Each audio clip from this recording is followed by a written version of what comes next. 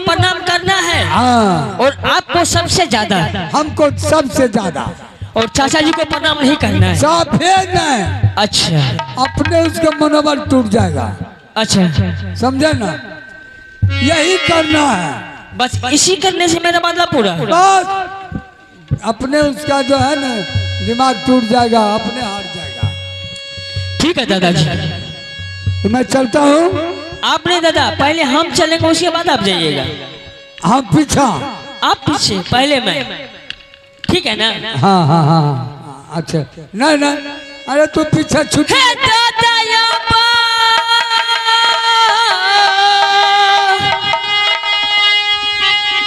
सुनीला अरजिया हो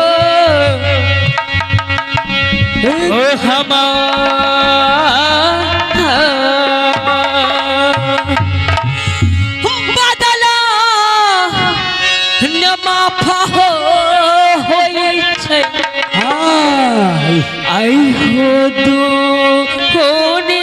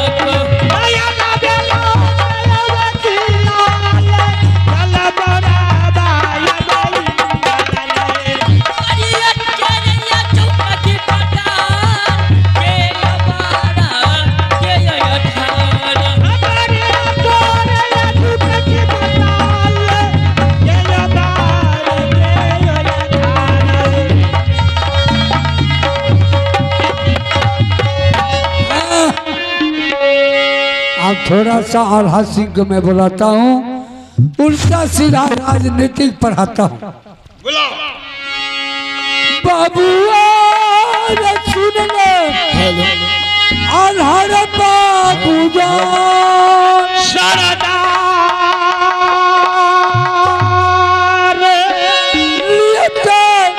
खबरिया बाबू रे तुरे मामा जी।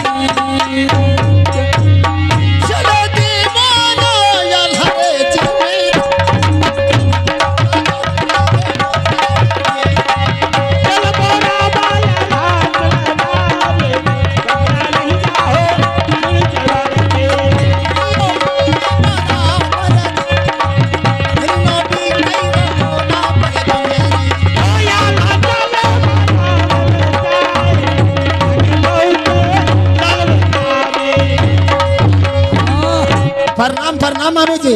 आशीर्वाद हरा सिंह। हरा सिंह, एक बात को मुझे बहुत चिंता हो गया है। ऐसा कौन सी बात है मामू जी जो आपको चिंता है? बहुत मुश्किल बात है। आपको बोलने से क्या कोई दिक्कत हो रहा है? रुदल सिंह को मैं देखता हूँ, इधर खून खच्चर बहुत बदमाश बन गया है। उसको जरा सा राजनीतिक सिखाना है उसको। मत तो एक रोज के लिए राजगादी दे दो, बैठाओ, उसको राजनीतिक सिखाओ। क्यों तो बहुत पाप किया दुनिया में, बहुत डोला लूटा है, बहुत खून खच्चर किया। शांत हो जाएगा मामू जी। हाँ आज जब से मैं पैदा लिया हूँ, हाँ, उस रोज से आप ये पहली बार राजनीति के बारे में मुझे समझा रहे हैं। हाँ, और मेरा भी विचार है जो कुछ दिन के लिए रुदल सिंह को राज दिया जाए और कहीं मेला तीर्थ घूमने के लिए मैं निकल जाऊंगा 2-4 रोज के लिए। अरे जब आपका अवस्था गिर जाएगा तो वो तो राजनीतिक सिखा रहेगा, तब न राज चलेगा। ओ बात सही है मामू जी। बोलो। मेरा चौथापन गुजर रहा है। हाँ, आज मुझे कुछ हो जाएगा तो यह राजगद्दी चलाने वाले कोई नहीं है। कोई रहेगा? कोई नहीं। नहीं, रुदल सिंह को बुलाकर उसको समझाकर मात्र 8 रोज के लिए दे दो राजगद्दी। ठीक है मामू जी, मैं अवश्य रुदल सिंह को राजगद्दी सौंपने के लिए चाहता हूं और अवश्य सौंपूंगा। हाँ मैं बाबू है रे सुना ले जा गलत के सारा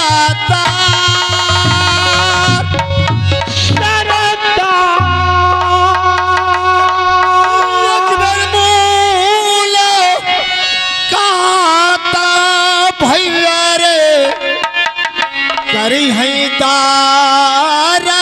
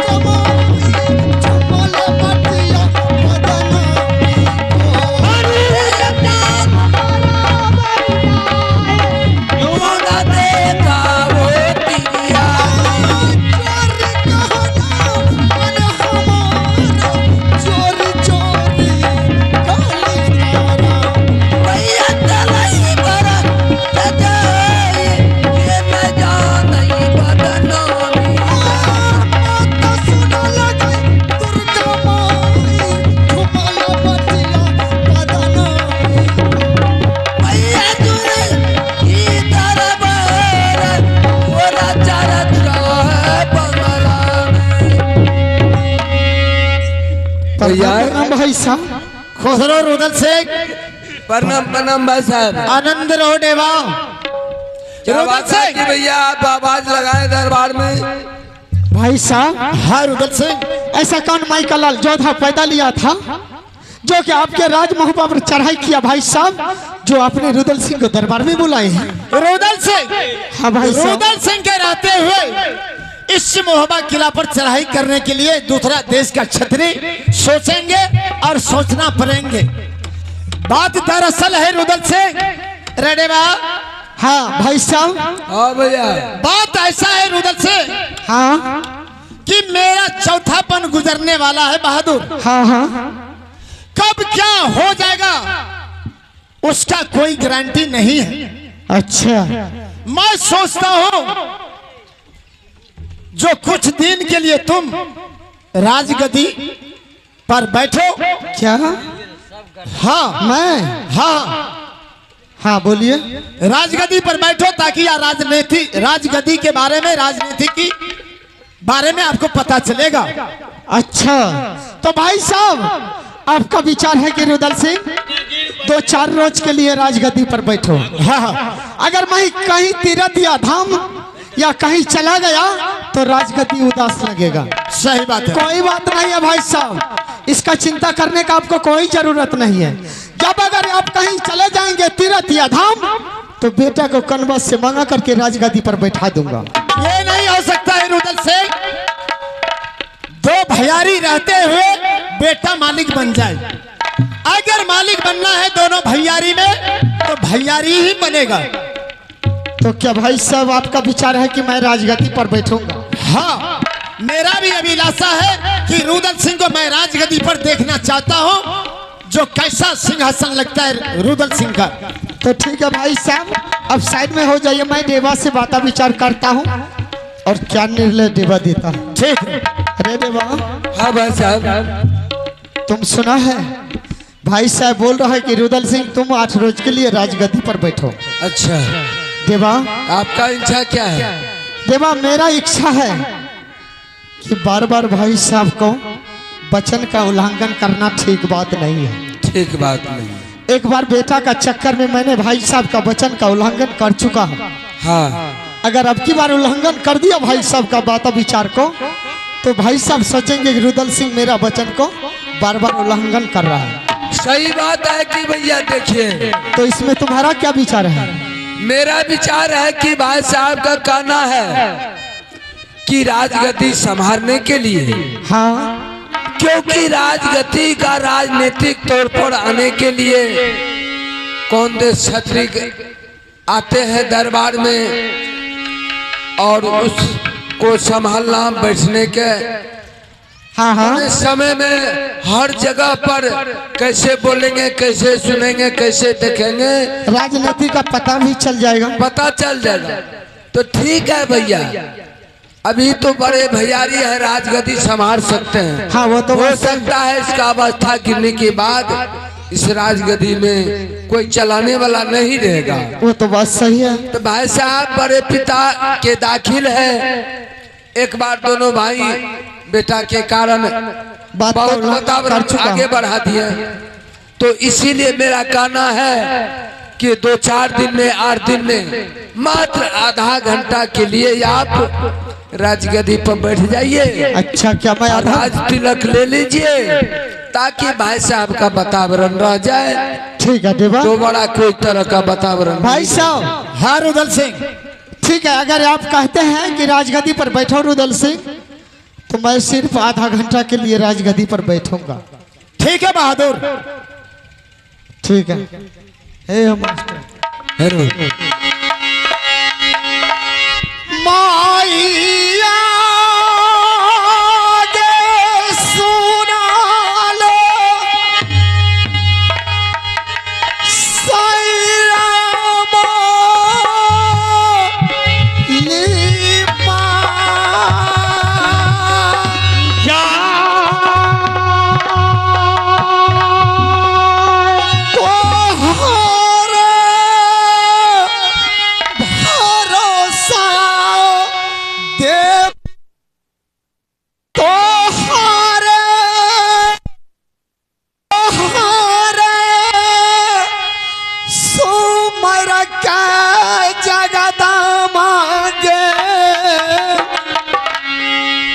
बैठी गादी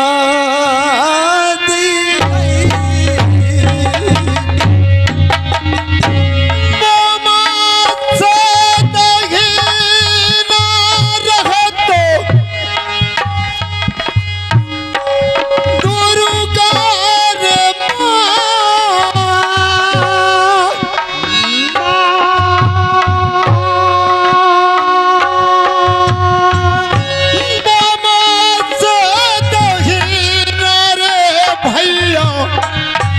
देवी दुर्गा रखी है ख्याल, देवी दुर्गा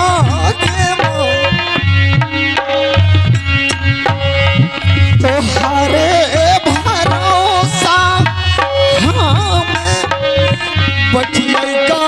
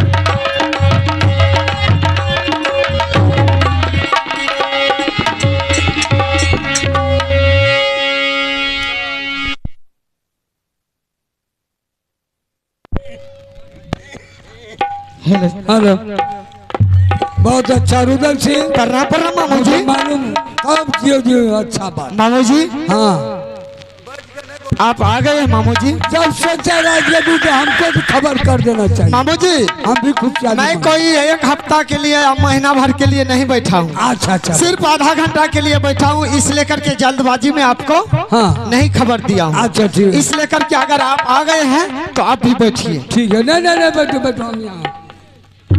हाँ ठीक है मामू जी, आप भी बैठिए। हम यहाँ पर बैठते हैं।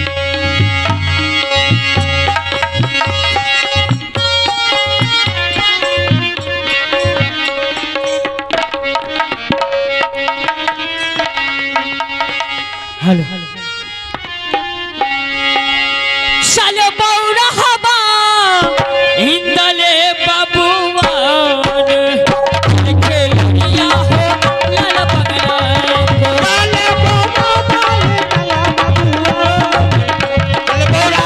हो या दई करिया करिया चुटकी पड़ताले के बारा हो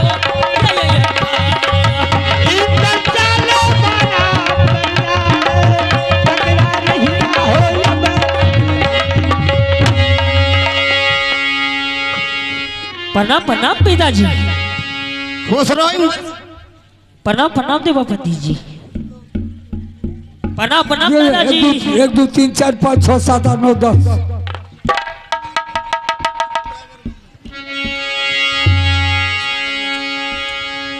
अभी अभी आप लोग देख चुके हैं। अगर इंदल सिंह कहीं से जब आता था तो सबको प्रणाम करके मेरे गोद में आके बैठ जाता था, लेकिन आज प्रणाम नहीं किया इंदल सिंह। किसके वजह से? जिस दरबार में मेरे मामू जैसा दोगला आदमी बैठेगा उस दरबार का यही नतीजा होगा जो कि अभी हुआ है।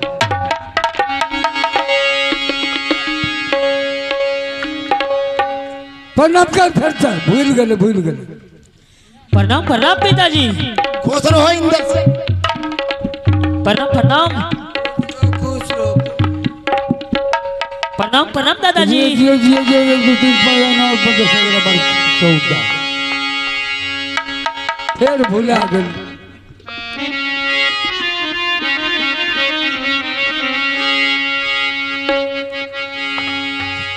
अथिले पसलियों इंदल रेची इमितो या चुया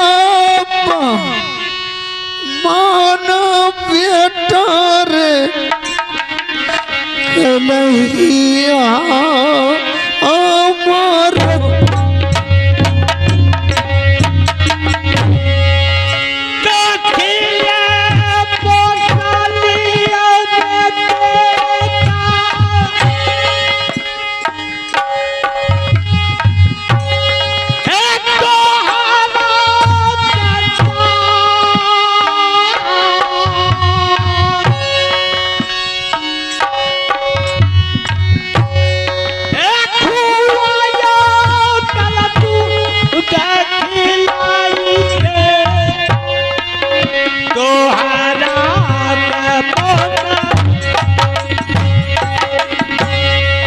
जिंदगी बिताई दिलिए जंगले में जाऊं।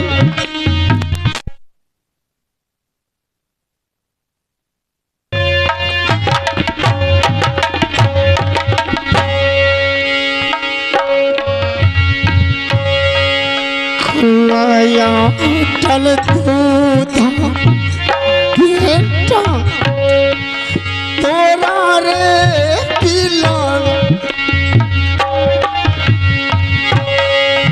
केना रे बिसारी बेटा गलही हमारा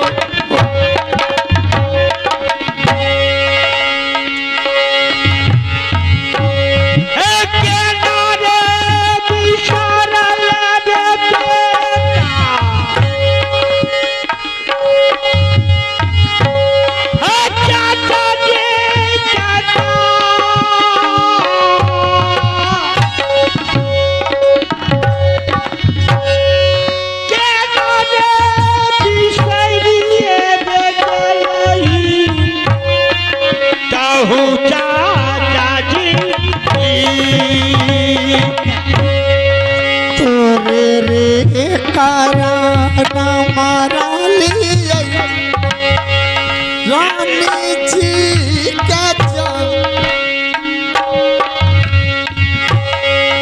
बिचली के कोरा तोरी गलियाई देहिया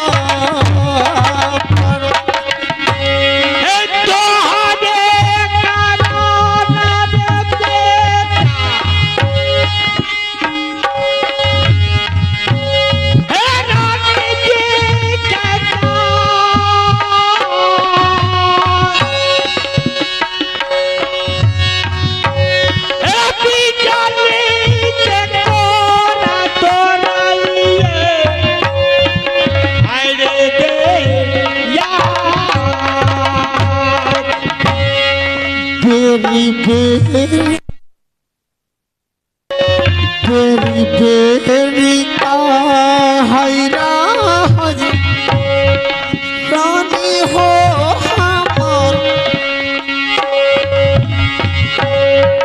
दोसरा के बेटा स्वामी तपनो नहाई जाए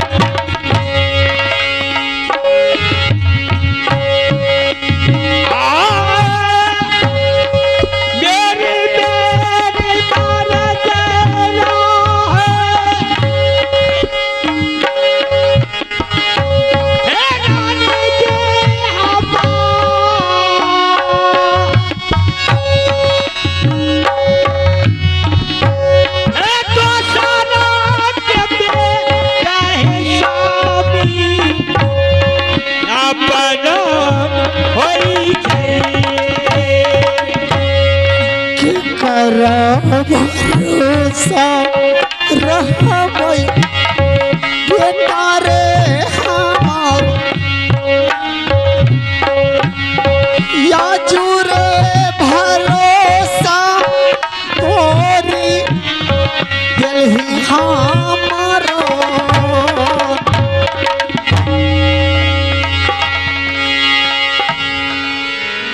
अरे कार्य प्रणाम किया, चलो प्रणाम करो, चले बेवकूफ का इधर आओ, प्रणाम करो।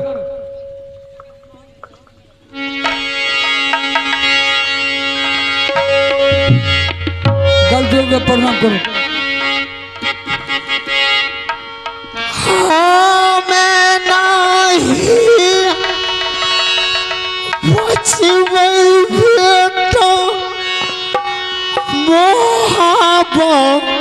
अरे आजुया पमान खलही हाँ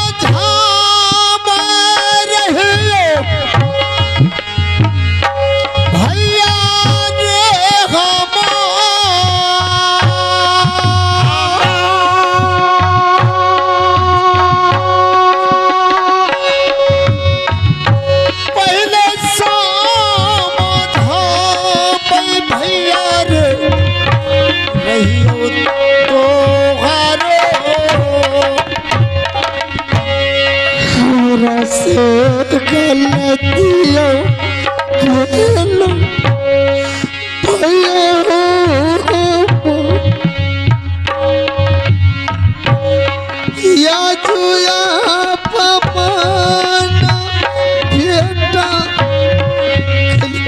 हमारे सब कुछ मिलते भैया रे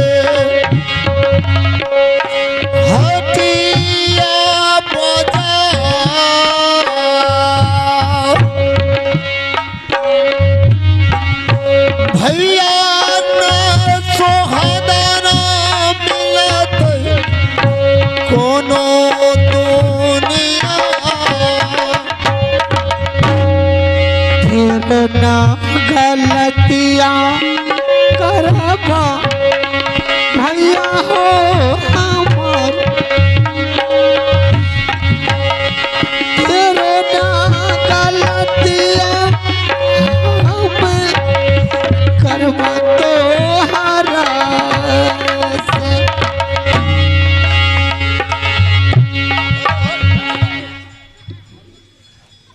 मामू जी इंदल सिंह को बोलिए प्रणाम करने के लिए, रुदल सिंह को।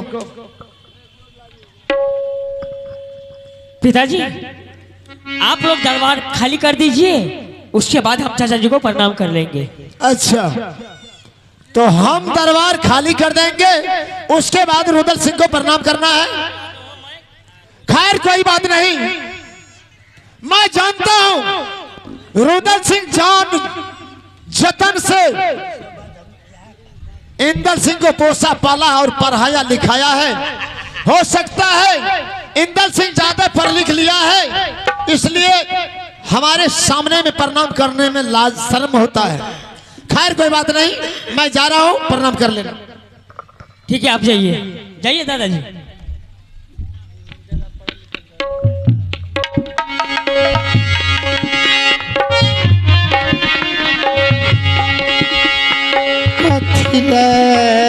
पसलिया बेटा मोहवार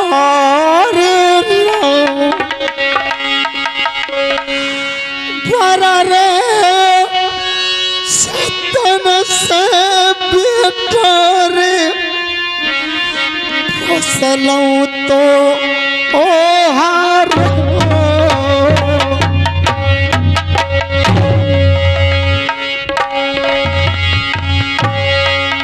लाजो ना